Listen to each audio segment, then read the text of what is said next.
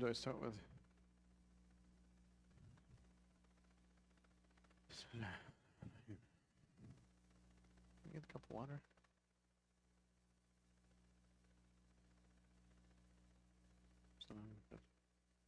Say again?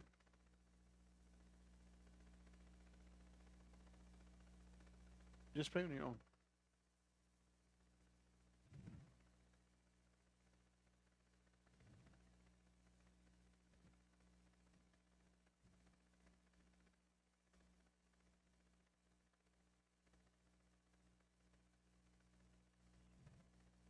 طيب بسم الله الرحمن الرحيم الحمد لله والصلاة والسلام على رسول الله سيدنا محمد وعلى آله وصحبه ومن والاه. We're going to go back inshallah and continue Surah Al-Muzammil.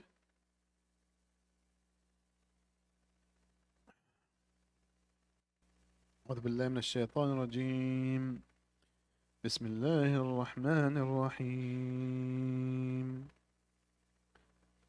وذرني والمكذبين أولي النعمة ومهلهم قليلا إن لدينا أنكالا وجحيما وطعاما ذا غصة وعذابا أليما.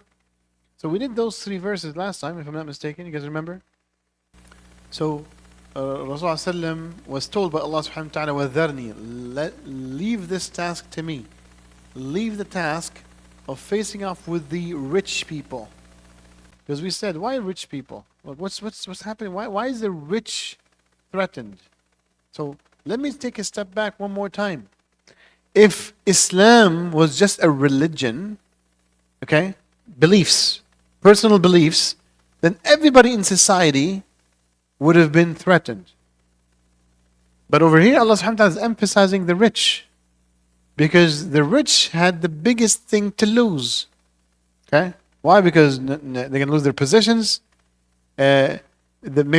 Probably, yeah, or for sure, the way they accumulated their wealth might have been sometimes through unjust means, right?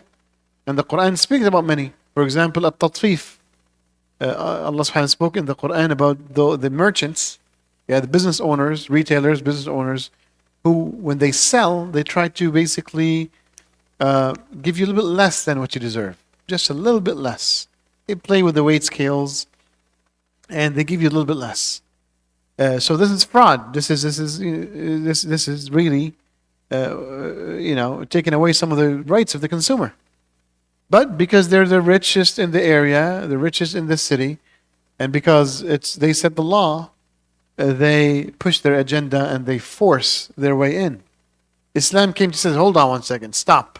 You can't do this. It's unjust, it's unfair. It is just wrong. You see what I'm saying? So we need to understand Islam didn't come just to speak about beliefs.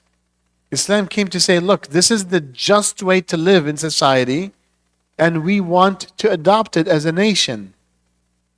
And not only that, as a matter of fact, it says the belief system is a choice. This is what Islam pushes. Islam pushes the new just way to live in a society. That's all what it pushes. This is what basically what we preach as Muslims is not like what the Christians preach. The Christians preach faith. I want you to change your belief system. I want you to change your belief system, become a Christian. I want you to believe in Jesus being the Son of God. I want you to believe in Jesus being God. That's what they preach. Okay? We preach that God is King because He is the Almighty, He is the All-Perfect, He is the All-Just, He is the All-Merciful. One of the most important attributes and names of God from an Islamic perspective is Ar-Rahman Ar-Rahim. The most merciful and the all-merciful, or the always merciful. Both names come from the same root of mercy. If we can agree as a society to live with the just laws of God, then people can retain their faith as they wish. You don't need to be a Muslim to live within an Islamic just system. Because justice doesn't have a color. Justice doesn't have ethnicity. Justice doesn't have language. Justice, by definition, is the law of God, as the law of the Creator. Just like the universe has a system that it runs by, the human beings as a social organization, must also have laws to manage that, the relationship amongst society. Now, where do we get that from? We get it from God. Somebody asks you, well, hold on one second, I don't believe in that. Well, ask that person, where do you get your laws of physics from? God. The Creator. God for us is not just a metaphysical, personal God. God to the Muslims is the Creator of the universe. The universe has begun. The universe has begun. And the one that initiated that beginning is the Creator of the universe. Who have set the laws of the universe? God. Who should set the laws of human societies? As Muslim, what makes us Muslims is the answer to this question being God. And this is what it means to say La ilaha illallah. Because the word ilah doesn't really mean God with a small g in English. When I was using the word God earlier, right now in the last 5 minutes of my talk, I was using the word God with a big G. Okay? Capital G. Referring to the Creator. Okay? It's a proper noun. God with a small g means a personal, something that's personal, metaphysical, that gets worshipped. That's not ilah. The word ilah does not mean that. It is inappropriate to translate the word ilah in la ilaha illallah to the word God with small g. And if you do, the whole perception of what Islam is gets messed up. That's why we end up with a secular version of Islam. No, the word ilah means sovereign or supreme. Sovereignty and supremacy has to do with the ultimate absolute power, the highest power from an authority perspective, or the highest authority. The highest authority in society sets the law, has the final say in the way society gets organized. This is the word sovereign. Who is sovereign in society? What makes a Muslim is the belief that no one has the right to be sovereign in society. No man, no woman, no rich, no poor, no educated, no illiterate, doesn't matter. Yeah? And that God, with a capital G, the Creator, Allah, is the only sovereign over human societies. Now, this is definitely the exact opposite of what secularism means. The secularism as an idea is to reject God's sovereignty and to just basically restrict God to the metaphysical, to divinity, to rituals, to worship. And that's what we call religion. But not life, not society. Because religion is personal. Okay? It's confined to the house of worship. And it's confined to your own personal life, in your own private life and private dominion, which is your apartment, your house, your home, basically. It's nothing that would play a role outside the realm of the personal. Okay? So as you can see, subhanAllah, la ilaha illallah is literally the exact opposite of secularism. Secularism is separation of religion and state. Islam is exactly the opposite, that the divinity of God should not be constrained to religious affairs, but actually both religion and society. This is what la ilaha illallah. Now, so once you, let's go back to the secular. In a secular society like Quraysh, and Quraysh was secular. In a secular society as Quraysh, let's say,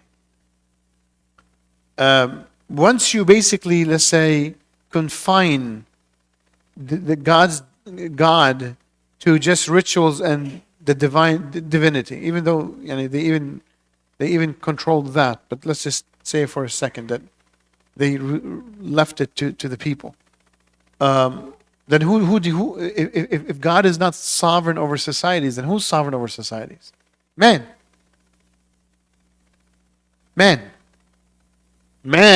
Somebody needs to make the law. Somebody needs to produce order. Somebody needs to say, okay, this is how we're going to live. Somebody needs to say that. The one who says that is sovereign. Okay, that's a sovereignty. It's an issue of sovereignty. Okay. So who usually does that? The rich. The rich are usually, whether in Italy, right, during the Dark Ages, before them, whether in Rome, whether in Persia, China, take any human empire or take any human civilization. Doesn't matter how small or big they are. The sovereign within that civilization is always the rich and the powerful. Always. That's just always the case. And that's why these people are the one who would challenge. They're the one who will feel challenged by Islam, and there's the one who will basically try to repress the da'wah and the message of Islam. Which is why God called them out by name. Ulin Na'ma. Ulin Na'ma are the wealthy, the rich. Ulin Na'ma, the one who has money, those of wealth. That's what it says. The ones with the wealth. And it usually means basically extreme wealth. They're the richest in society. Is that understood? Any questions about that? Because I really want this to sink in. Because if we understand Islam as a religion, then we're secular. But if we understand Islam as a complete system of life that manages every aspect of social life, except nothing. Yeah. If we see Islam as a system of life that manages society as a whole, in all of its aspects and domains, giving justice to everybody, then that's the right way of looking at Islam. Islam is a gift for humanity. Islam is a blessing upon humanity. Islam is mercy upon humanity.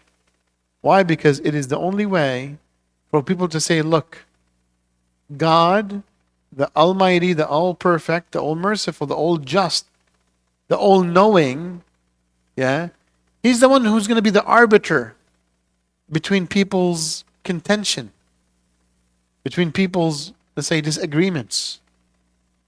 Take any example, any issue that there's contention about it. The people pro-life, pro-choice, yeah. So pro-right, pro-choice. Pro-life, pro-choice. So who's right? Right? Who's right? If both sides of the story say, look, you know what? I'm not perfect. I don't know everything about life. Okay? And the other says, look, I'm not perfect either. I don't know anything. I don't know everything about life either. And they both submit to the truth, to the fact, okay, to the most important fact in the universe, that the universe has a creator, that the mankind has a creator, yeah? And that creator is perfect, all just, all merciful, all kind, all knowing. Yeah? And he's not biased to anybody. He's not going to prefer the blacks over the whites or the whites over the blacks. He's not going to prefer the men over the women nor the women over men. He's going to set the law that fits every single person exactly as they need to make them reach their full potential in life. This is Islam. This is Islam. This is Islam.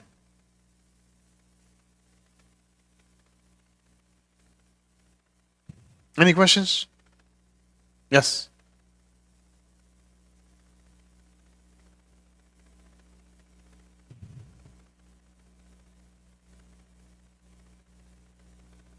Second,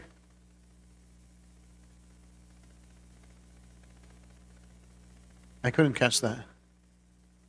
Wisdom prevails, okay. In a secular society, wisdom prevails, okay.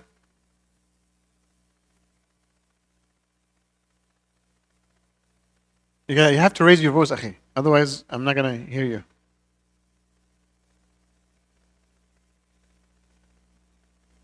Do you wanna give him the microphone? Because I can't hear the brother. Do I need to? In a secular society, wisdom prevails, right? And the wealth has also got to play a role in it, because wealthy people, they make laws and they make sovereign.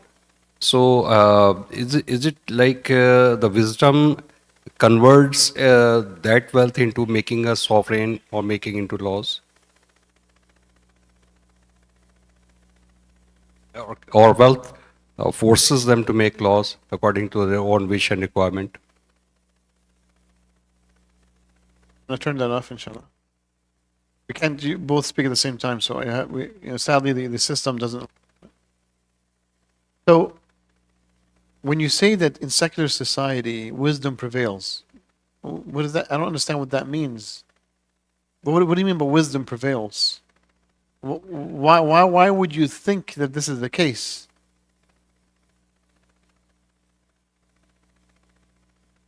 Like in Hinduism, if you look at their system, they are inspired by any wisdom which comes around within themselves. Like if they see something which is bigger, which is higher in the quality, higher in the ranks, higher in the strength, they consider that as one of their idols. And that's their wisdom, according to them. So that's the wisdom that prevails there in their secular society. But obviously, wealth has a part to play in it, a role to play in it. And that role is about making laws within the society, and that's then become the sovereign. So, does the wisdom play a role in it for secularism?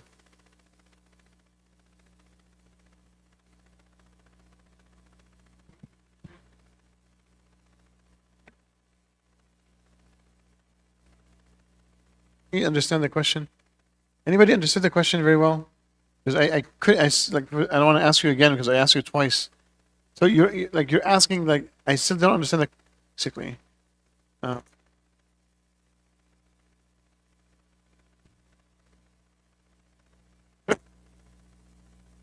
they take the caste system, right? Perfect.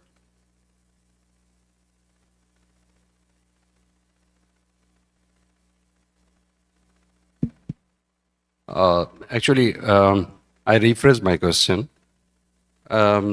If you look at the societies, different societies, so there are people who have got a lot of wisdom. Like we can look at Socrates, we can look at so many philosophers. So those philosophers, also those people with a lot of wisdom, whatever the laws they make, that prevails in the society. That becomes a part of the society. Like if you look at the Pharaoh, so he said that Ana Rabbukumul Ala. So he had got one wisdom. He was denying the fact that Allah exists. So they took all these norms from them. Like they consider themselves a person who are very wise and have got a lot of wisdom. So those people with this kind of wisdom, they convert all these acts of the society as a law. So is there a role to play by the wisdom in the society to become a secular or not?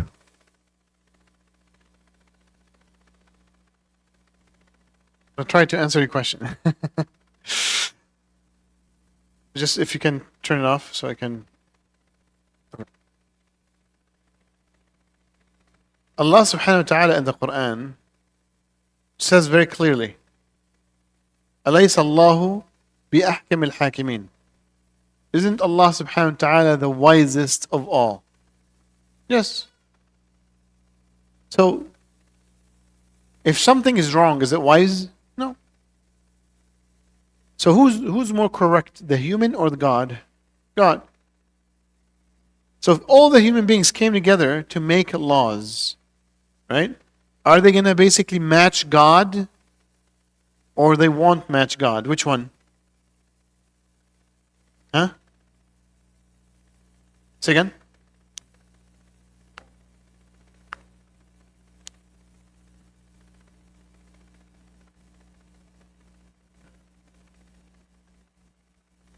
I can't hear you. You need to speak with the mic. Yeah, law of sovereign, law of God, obviously that has to prevail. But man-made laws like law of land always contradict with law of sovereign because that's man-made. Law of land, right? Law of land always contradict with the law of sovereign. Contradicts with the law of sovereign. Sovereign, law of Allah. That should prevail. But because they have their own norms, so they made their own laws, law of land. And the way they made it, it was derived from the wisdom. It was derived from their own wish, their own wisdom, and that they made the laws. And that's the secularism they call it. Whatever wisdom comes into them, and whoever is one of the wisest in them, they make the laws. So it was basically the norm before, and now it's been continuing. If you look at the different societies, like in Hinduism, it is still there that whoever has some kind of a power, he becomes or she becomes a sort of a sovereign in that entity. So I'm basically trying to tell you that wisdom has got a role to play in it or not. No, but we consider that this wisdom is one of the part of or one of the elements or one of the factors to conclude the secularism.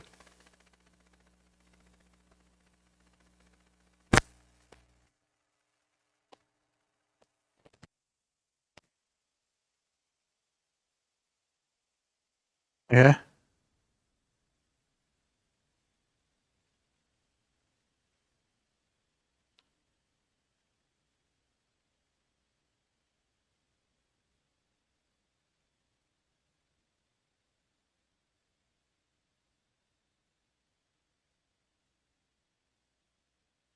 Mm. Is this what you're asking? Okay. Tell you. First of all, there's multiple ways to answer this question, right? There's the theoretical one, there's the shari'i one, and there's the practical one. The rich, akhi, are not chosen. The rich are rich and they'll force themselves to make the law. Whether they're wise or they were totally unwise. And even if they're wise, right? When people don't believe in hell and heaven, why would they basically be nice to everybody? I'm rich, I want power, I want to make sure that my power will continue forever, and then I have no competition. So the rich will only put laws that protects them and protects their authority. You understand? That's what happens. Like it's history. Trump is rich. Now is Trump right now basically, is he wise? Pretty wise man. Pretty wise man, no? Pretty wise man. He is, I'm not joking. He's a very wise guy. Like the guy is a big billionaire. If he's not wise, how would he basically make all this money? Pretty wise man. To become like the head of the biggest, toughest country in the world, that takes lots of wisdom. Okay, you think he's going to care about your interest? No. Nobody does. Nobody does. The only one that does care about others is people who fear God. You see what I'm saying? So that's maybe part of the second answer, that from a human nature perspective, that's not going to happen. The human is selfish. The human is self-centered. The human has lust for power. The human wants to accumulate power and preserve power. So nobody's going to care about nobody else. And number three, who's wiser, man or God? You're trying to tell me that society, man-made law has some wisdom. But what is wisdom? You know what's wisdom in Arabic? Is putting something in its place. This cup is either in its place or not. If it's not, well, it's not wise. And that's why basically, either the human has the answers and doesn't need God. Okay, fine. Then we don't need the Quran and the Sunnah. Or we do need God, and therefore we cannot match God's wisdom. And therefore, whatever we have, right, of accumulated lessons learned, is not really, cannot be called wisdom, really, from that perspective. You see what I'm saying? At least within the framework of human relationships. Okay? The human could basically figure out wisdom in terms of physics and chemistry and math. And that's really basically, that's all what it is just learning about the phenomena that God enshrined in the matter. The law of God in the matter. You study it, you extract it. But for society, you can't do that. You understand? Did I answer your question? Yeah. It's very important to see no wisdom in man-made laws. Because man, the human being, is not capable of understanding the whole world and the intricacies of the human psychology and the intricacies of human relationships. You can't do that. And if we could, let me ask you a question. If we have the ability to set the law that is good for the human being, why would God send us the Quran and Sunnah in the first place? Then God is not wise then. Because he's sending something redundant. You know what I'm saying? If you try to teach something to somebody that he knows already, that's not very wise. You see what I'm saying? Type, yeah. Hello? We're good? Now this is a major theme here in the surah. The surah targeted the rich. And Islam didn't target the rich to make them poor. Islam didn't target the rich to basically do anything. Actually, Islam is a mercy for mankind, everybody. Islam is a mercy for the rich and the poor, everybody. But sadly, from the perception of the rich person, that, you're going to take my powers away, so I'm going to resist. If the rich people really think hard, they're like, Islam is a just system. I'm already a gifted person. Yeah? So I know how to make more money than others and so forth. So in a just system, I should make even more money. You see what I'm saying? Islam never basically suppress people's abilities to become rich and to prosper. Actually, it's the other way around. Sure, it will not allow theft. It's not going to allow, for example, the natural resources of a country to be monopolized by few oligarchs. Yeah. But this is what the U.S. claims to do. That's why there's what's it called?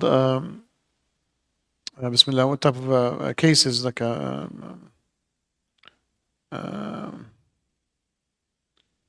for anti-monopoly, what's it called? Say again? No. Like there's laws for anti-monopolies and antitrust, yeah, exactly. There's antitrust law and so forth. Why? Because they understand that, one person just monopolizes the whole, market. It's a problem. What do we end up with? Few people monopolizing the market, I still remember from Econ 101 or 102, if one player owns the market, that's a monopoly. If two players own the market, it's duopoly. If a several small set of players, it's an oligopoly. And, and then the free market is the best. Well, to be honest, basically in a capitalist society, we always get this oligopoly all the time. All the time. all the time. Look at here in Canada. The telecom was the big four, the banking, the big five, retail, big three. Every single sector, there's a big something. That's an oligopoly. Where's the free market? Where's Adam Smith and the beautiful economics that gets pushed? No, this is all bogus. You're in finance, no? So that's how it works. In the United States, for example, there's what's it called? Fannie Mae and the other one. There's two of those basically big mortgage companies. It's always basically the big something. But Islam says, no, hold on. So you can't just like devour resources away from people. You want to be rich? Be rich. Work hard. God gave you a strong intellect and a strong ability to decipher opportunities and to get business deals done and get the labor mixed with the capital and the entrepreneurial minds and create great products and services in the market. And hey, Islam says, go ahead, knock yourself out. Just don't oppress others. There's red lines. Don't use money to basically make money from a loan perspective, because that, breaks the poor's back. You don't want to loan, don't loan, but you're not going to make money off of loans. Why? Because there's no risk in loaning somebody money. Well, there's no risk, but there's very low risk, especially with all the conditions that they put in terms of collaterals and so forth. I'll take your pants and your shirt to make the payment. But go in as a partner, invest, share the risk of the business losing. That's what Islam says. So it's pro-investment, pro-small business, pro-startup mindset, that's what it is. In Islamic economy is really, really, what a Western capitalist would like to see on theory, when they start arguing from a theoretical perspective. It's really free market from that perspective. You can't build a free market when it's fully free. Okay? So therefore we cannot call it a free market, really. But their vision of what a free market would be, this utopia of many small players that compete in the market in a way that reduces the price and pushes for more fair competition and pushes for more ingenuity and innovation, and it doesn't happen today as much. Why? Because the big firms will come and crush you. This is what Islam deals with. People, when they think about Islam, they think people need to speak about da'wah while explaining how prayers is, how fasting, and God exists. Well, God exists. A deist believes that God exists. A Christian believes that God exists. God is one. Well, Unitarians believe that God is one. Deists might believe God is one. But that's not Islam. Islam is above that. Islam is a step after. Islam believing that there is one single creator for the universe, and thus he's the one who's going to set how society functions to make society beautiful, happy. That's what it is. The goal of Islam is creating peace on earth through justice, through a system that makes humanity thrive while they're living their short life on planet Earth. That's what it is. Now, if we speak about Islam like this to people are going to be like, wow, that's crazy. That's something very inspiring. That was just a bunch of prayers. Okay, well, you pray in the mosque, we pray in the church. That's why basically the da'wah never really made an impact. The Muslim community been in North America at least since the 1960s. That's when really the immigration from Muslim countries became significant, somewhat significant. So what is it? 65 years. Most people either have a negative view of Islam, or at least it's just, well, they just pray differently, and since we're secular, we accept all minorities. Really?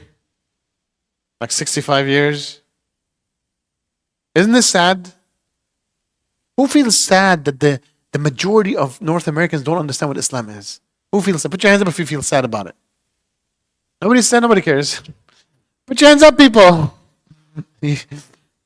Or you don't care about Islam really being spread. I care. I would like people to know what Islam is all about. I want them to be inspired with Islam. That Islam is good for everybody. Islam didn't come for the Arabs or the Desis. Islam is not like an African religion or a Middle Eastern religion. No. Islam is the most beautiful thing that is out there in the universe that God have sent. It's the most beautiful thing. So how do you express that beauty?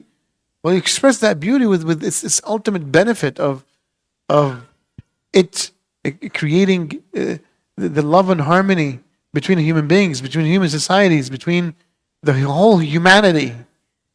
It creates justice, it creates peace, creates prosperity, creates economic opportunity, creates a real leveled ground for market competition and businesses and an equal access to the judiciary and the law. Over here, basically, if somebody wants to sue somebody, it's so expensive. Only the upper middle class has access to real legal protection. In Islam, all that is free. Just you have to sue somebody, well, go to court. And in Islam, it's illegal in Islam for a case to continue for years. But that's usual. Sometimes things take 5 years, 6 years. Imagine you live in such a thing. It's a disaster. May Allah protect us from all that. In Islam, no, you have to do it immediately if possible or in a very short time. Because people need to go live back in life. They don't want to be dragged for years in court and like a bill that's 6-figure bill. Who speaks about that? Islam, for example, in Islam, it is haram to tax the poor. But what is the poor? The poor is the one that cannot save enough money. It's not about your income, so much how much you can save. He makes, let's say, $50,000 and he makes it $50,000. Okay? In today's world, it's not comfortable. This guy, he makes $80,000, he makes $80,000. He's not married, he just lives alone. He has 8 kids. But the government doesn't, like, the child tax, whatever, is very small. Doesn't really help him as much. In Islam, we don't care about how much you're making in income. We care about how much you saved. If you spent, why? Because the Islamic economy is pro-spending. We want them to spend. Because the more you spend, the more you kickstart that economic cycle. Creates demand. If everybody's spending their money, there's lots of demand in society, and that means more businesses can be created. More employment gets happening. More things get sold. Bigger GDP for everybody. And in such a configuration, better slicing of the GDP across the nation.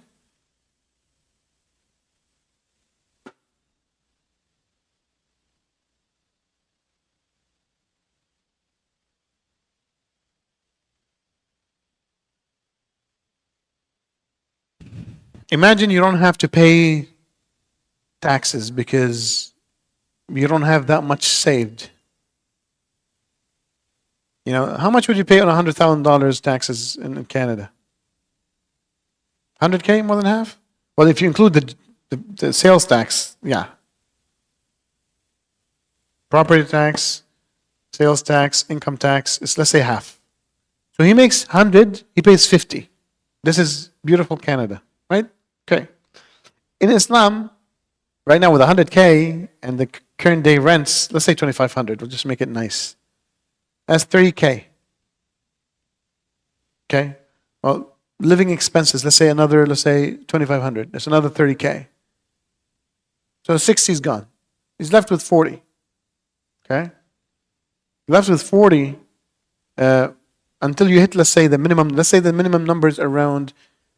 I have a different way of calculating the zakah minimum, but I don't publish it. I didn't publish it because, for different reasons. I had to recalculate how much gold really is worth because our zakah bare minimum is based upon the price of gold.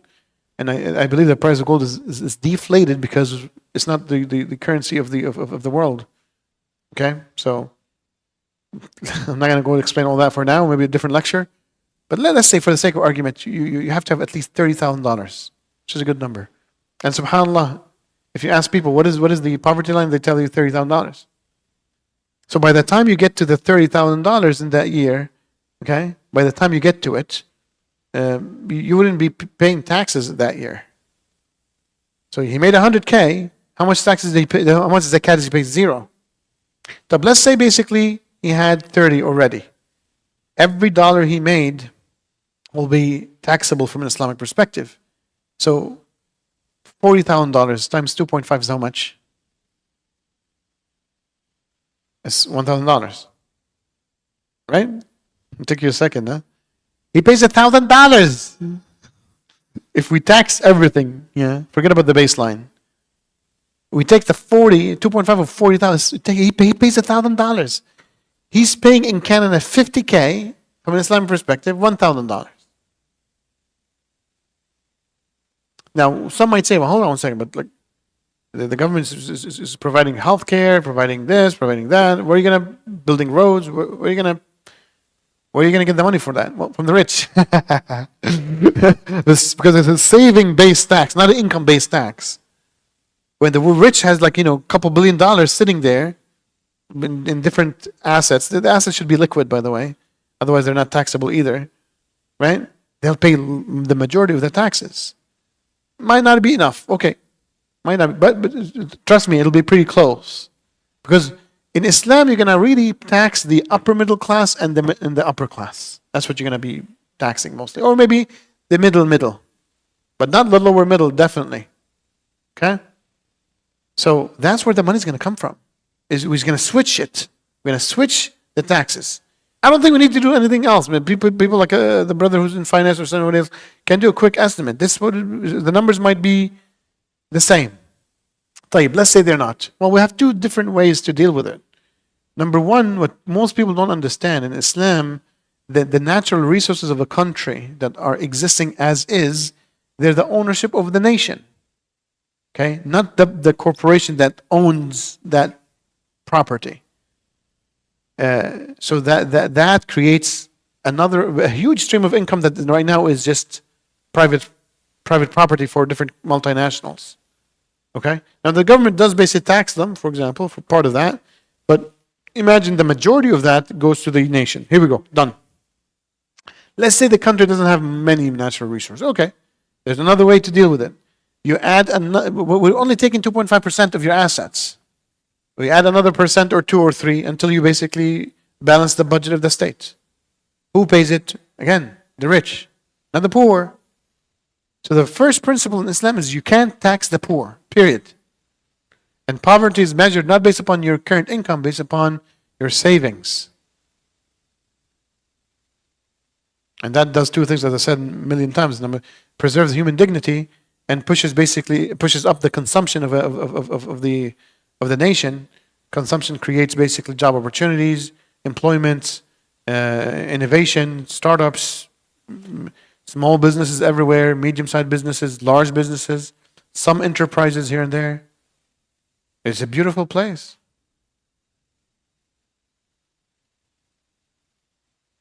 Everybody wants to go to UAE because there's no taxes for now. I think they're starting to put some. Who wouldn't want to live in an Islamic society? But you have to paint a picture of this beautiful system that God has sent to us. That's how you gain the hearts and minds of people. Not by just telling them, oh, we pray 5 times a day, and so forth. Well, not everybody's looking for a spiritual journey, but everybody's looking for happiness. Nobody says, well, I want to be sad. You have a formula for being sad? There's no such thing. Everybody's looking to be successful, be happy, be reaching their full potential. But Islam builds this beautiful society. There's equal access to the law. You have, a huge economic opportunity in society. There's no riba that breaks people's back and pushes for partnerships for innovation and entrepreneurial projects. There's a great taxation system that preserves the dignity of the human being. And if needed, by the way, minimum income. Yeah, Trudeau was speaking about a minimum income in Canada. Well, we have that. That's an Islamic concept, by the way. The children stipends, the children benefit. Even in Canada, it was, by the way, at one point in time, it was called the Umar's Plan. Umar referring to Umar al-Khattab, because he gave child benefit stipends for newborns. So Canada is following already basically the Islamic principles from that perspective. SubhanAllah, isn't it beautiful? For example, even divorce. Divorce here is wallahi, people go through hell to go through divorce. In Islam, divorce done. The divorce process is so simple, it's so dignified. People protected. There's child benefit. There's benefit to the spousal support. There's child support. Everything is already there. Inheritance is already documented and figured out. It's a beautiful society. It's a beautiful society. It's a very prosperous society. Everybody wants to be an American today, for example. You go ask a Japanese, if you're not Japanese, what would you be? American. Well, maybe things are changing, but like, if you look at the last 50 years, why? Because America is prosperous. America is rich. America is beautiful. Right? But this is what Islam is. But we never speak about it as how it shapes a beautiful society. It's always prayers and stuff like that. And by the way, the prayers are fundamental for the believers. But Islam is for believers and non-believers. This is what we need to understand. Prayers is fundamental to the believer. But what is Islam's for everybody. The system is for everybody. A non-believer does not pray. But a non-believer would benefit from a beautiful system that is just and encourages prosperity at every juncture of human life.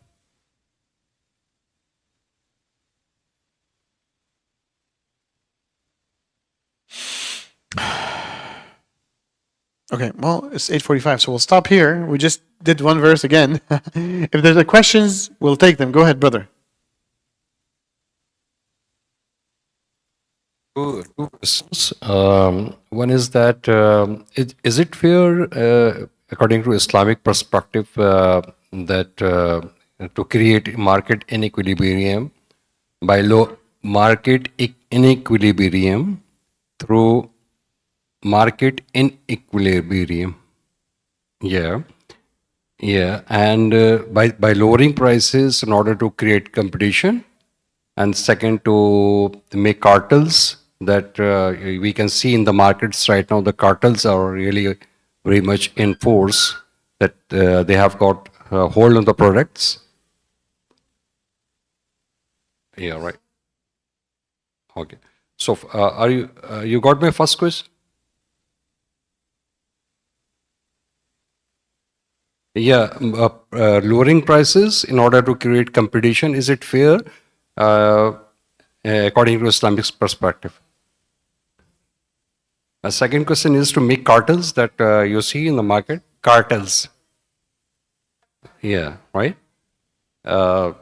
You can see in the market right now, big giants, they make cartels, and then it's really suffocates the market.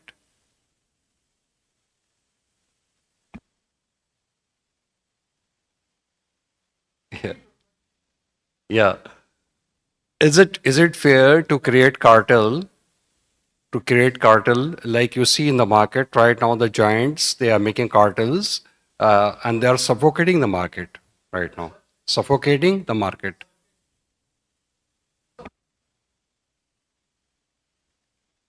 Okay, yeah.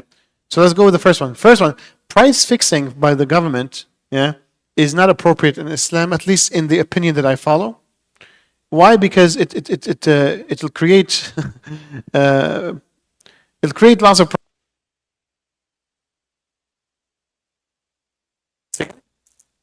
Exactly. So okay.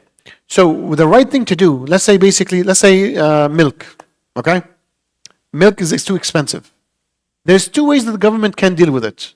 Okay, the first one is to give money for the poor, specifically to buy milk. Okay? So this way it creates more demand. And then the reaction from the market is going to go opportunity for making more supply. That's one. The second thing, it intervenes itself by creating the product. So it'll invest in, let's say, a big farm to make milk for the people to lower the price. But it doesn't force it. It forces it, you know what happens, right? Like it's just the supply is still the same. Is the rich is going to even buy more. Like, so sadly, it's not, price fixing doesn't solve the problem. But some scholars in Islam allowed it in times of crisis. And that's fine, and I will agree with that because it's a fraud. It's a type of fraud transaction, especially hiding for selling later during a famine or a crisis or tornado or a disaster. Definitely, this would be punishable. You know what I'm saying? But in a regular situation from an economic policy, the best thing is to basically help the poor get access to the products to entice a business opportunity to increase the supply, or directly intervene and increase the supply yourself by investing from a state perspective. A cartel is what? A bunch of companies that collude together to dominate the market. Again, it's a colluding oligopoly, not just an oligopoly, right? Correct? Say again? Oh.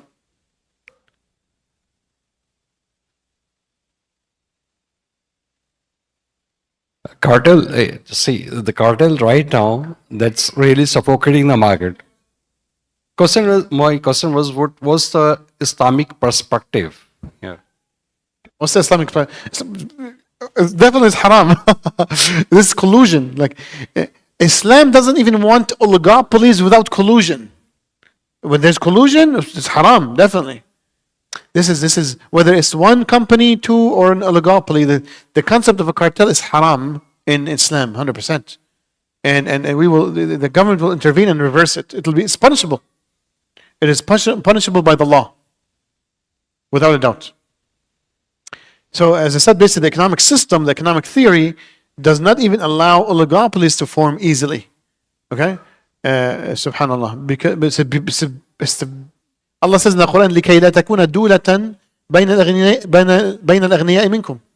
Meaning, basically, so money doesn't flow within only a specific segment of society. They have the elite rich. No. People can make money everywhere. People can basically create economic opportunity. In Islam, we have way higher social, what do you call it? Huh?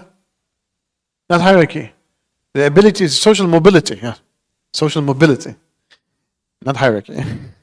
We have a way stronger social mobility, meaning people can move up the ladder easily in an Islamic economic system. Over here, they have the illusion that you can do that, and we get like a Steve Jobs or a Zuckerberg every let's say, and they're, to be honest, they're connected. But anyway, let's get a Steve Jobs example every, let's say, 50 years or whatever it is, even less.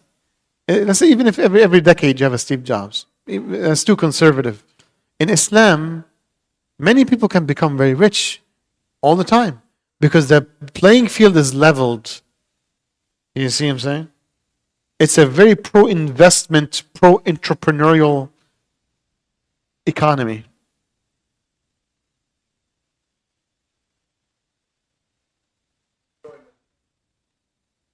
Yeah. Oh, yeah. Yeah. Oh, 100%. 100%. Any other questions? Yes. Yeah, go ahead. Anybody? Anybody else? Yes.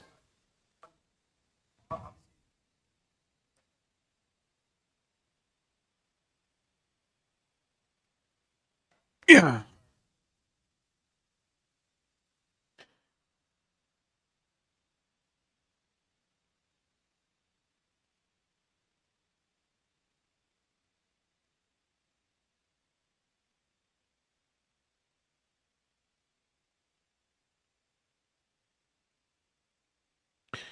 Okay, well, the principles were applied during the Prophet's time, alayhi salatu wassalam, when he built the state in Medina.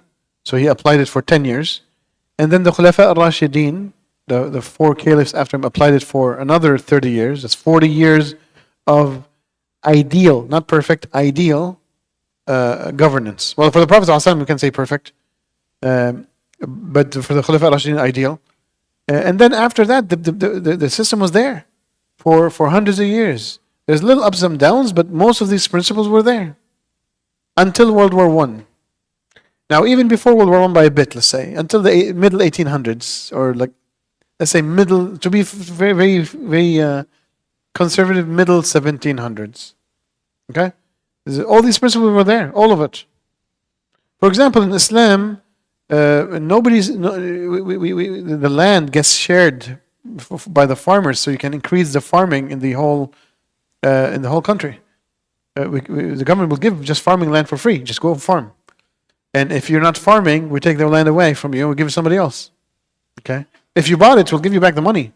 But sometimes the government gives free land. Just go and grow it, so we can have enough supply, food supply for the nation. There's so many beautiful things in Islam. I'm telling you, it is a perfect system. The application is human, and so it wouldn't be as perfect. But bro, give me a 95%. I'm fine with that. Right now we have 0. 0. May bless you. Good question. Anybody else? Any questions from the sister side before we move on? I hope people enjoyed this. This is not for entertainment. This is what the deen is. This is what the deen is. May Allah make us the true du'at of Islam. Ameen. Ameen. طيب بارك الله فيكم جزاكم الله خير وصلى الله على رسول الكريم وآخر دعوانا الحمد لله رب العالمين والسلام عليكم ورحمة الله وبركاته.